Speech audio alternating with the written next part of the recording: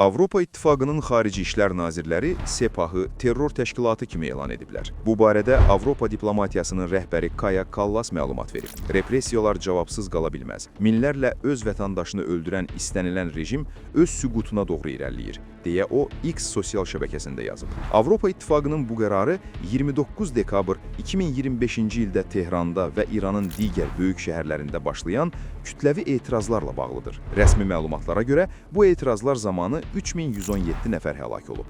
Lakin qeyri-rəsmi mənbələrə əsasən ölənlərin sayı dəfələrlə çoxdur. Bu arada İran prezidenti Məsud Pezeşkiyan kütləvi etirazlar zamanı həlak olan şəxslərin adlarının dərc edilməsi ilə bağlı məmurlara göstəriş verib. Bu barədə Mehr agentliyi yazır. Bildirilir ki, dezinformasiyanın qarşısının alınması üçün xüsusi metodikalar hazırlanıb. Nəşrin mənbələrinin sözlərinə görə adların açıqlanması ilə bağlı atılan bu addım məlumatların saxtalaşdırılması və manipulyasiyalara cavabdır.